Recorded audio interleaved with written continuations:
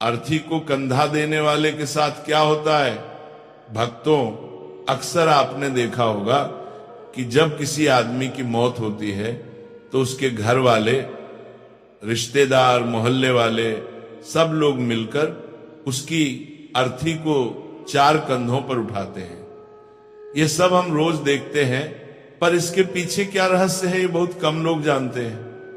लोग समझते हैं कि बस रस्म है, परंपरा है, लेकिन असलियत इससे कहीं ज्यादा गहरी और चौंकाने वाली है। आज जो बात आप पढ़ने जा रहे हैं वो शायद आपने पहले कभी नहीं सुनी होगी।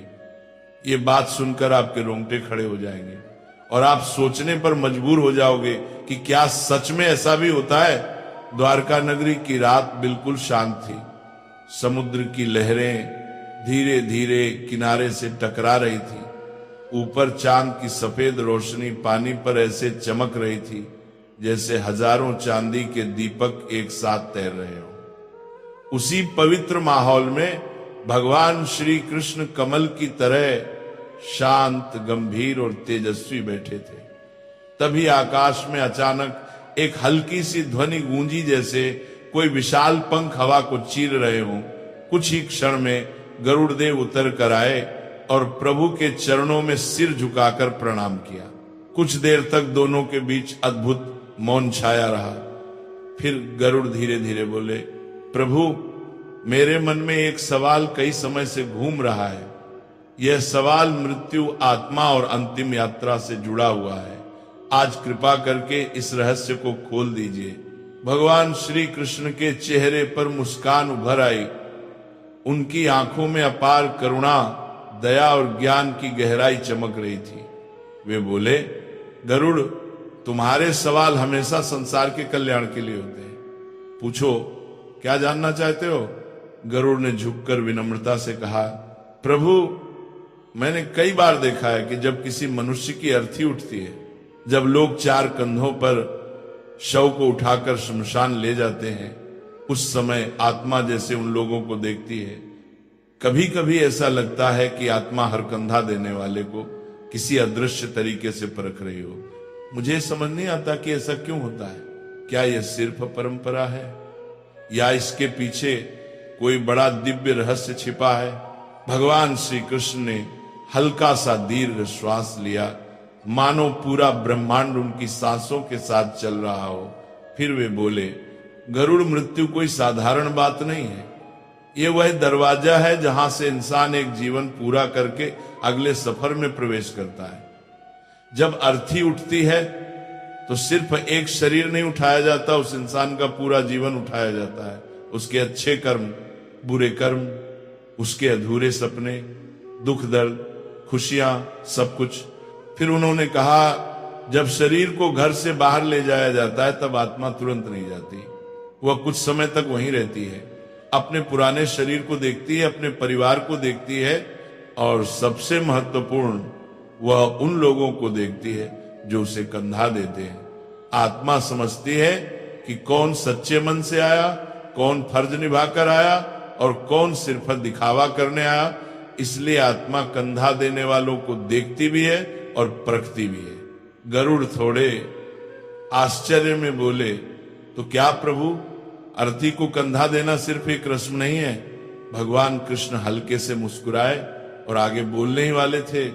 भगवान श्री कृष्ण धीरे धीरे मुस्कुराए, फिर गरिमा भरी आवाज में बोले, नहीं गरुड़, कंधा देना सिर्फ लकड़ी और शरीर का बोझ उठाना नहीं है।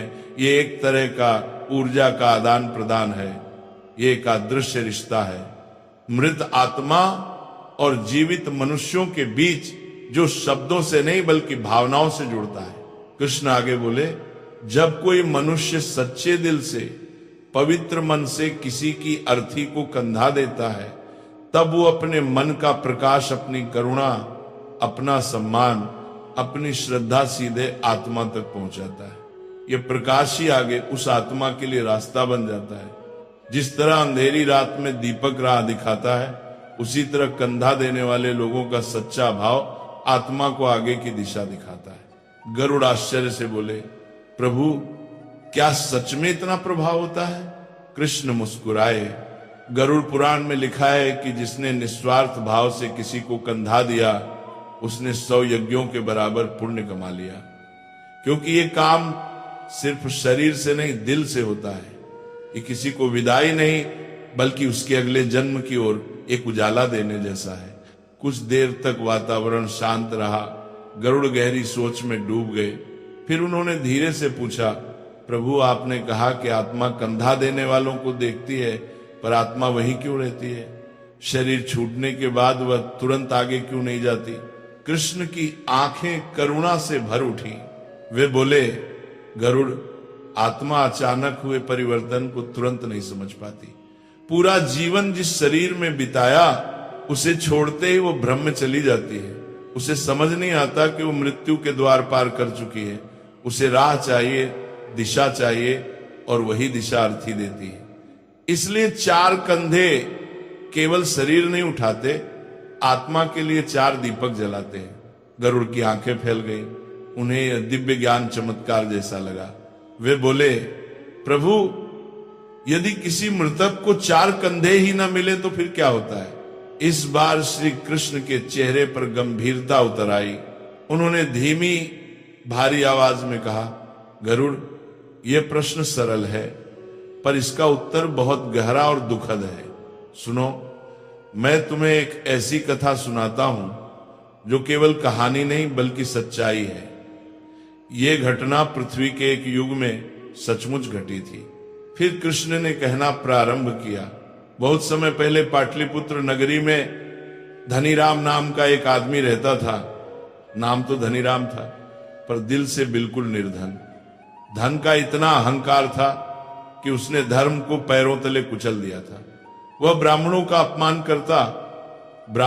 अपमान करता, गरीबों को तिरस्कार से देखता, किसी की मदद नहीं करता, यहां तक कि अपने माता पिता का श्राद्ध तक नहीं किया। उसके जीवन में धर्म, दया, करुणा कुछ भी नहीं था। फिर कृष्ण के स्वर में मिठास घुल गई, लेकिन उसकी पत्नी रूपवती बिल्कुल विपरीत स्वभाव की थी। सुंदर नाम, सुंदर हृदय, वह दयालु, विनम्र और धर्मपरायण थी। मंदिर में सेवा करती, गरीबों को भोजन कराती, व्रत पूजा करती और अपने पति के अपवित्र धन से भी छुपकर दान पुण्य करती, क्योंकि उसे विश्वास था कि पुण्य ही पापों को गलाने की अग्नि है।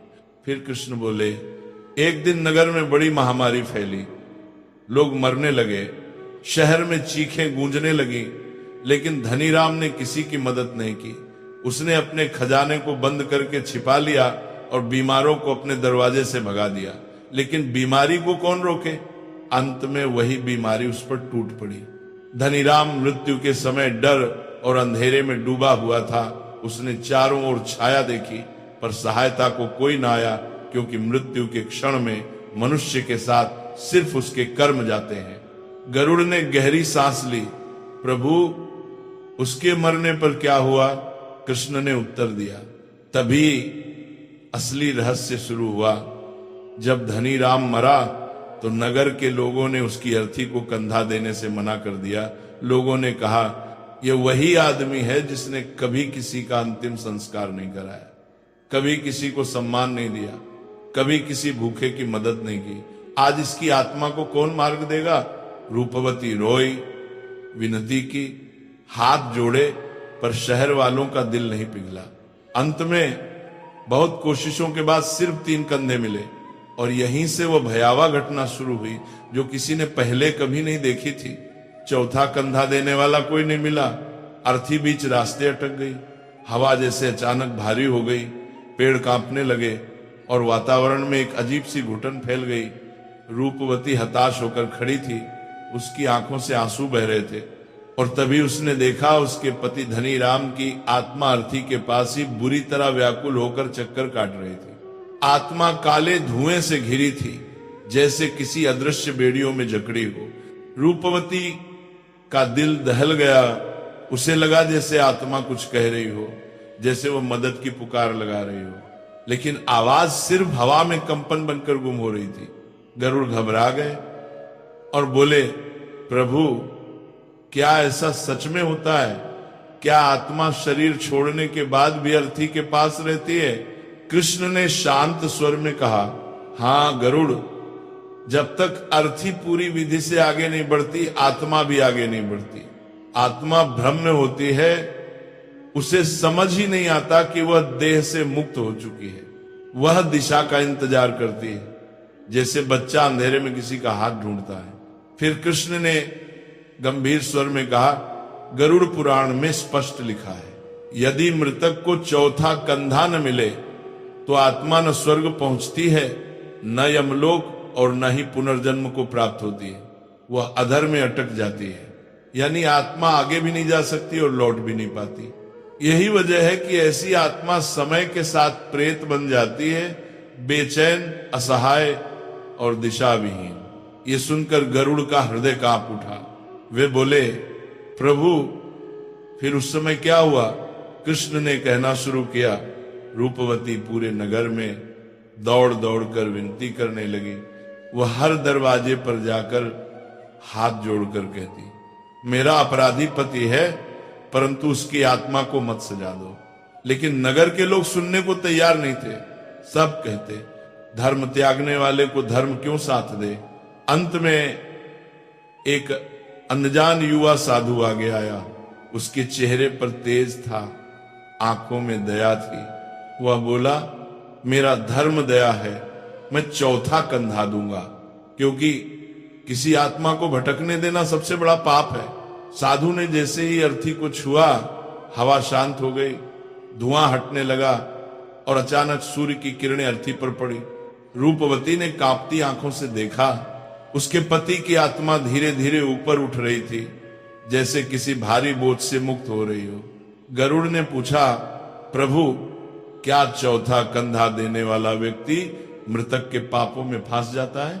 कृष्ण बोले, गरुड़, यह भावना पर निर्भर करता है। जो व्यक्ति लोभ, डर, दिखावे, लोगों की नजर या स्वार्थ से कंधा देता है, वह मृतक के अधूरे कर्मों और पापों में बांध जाता है।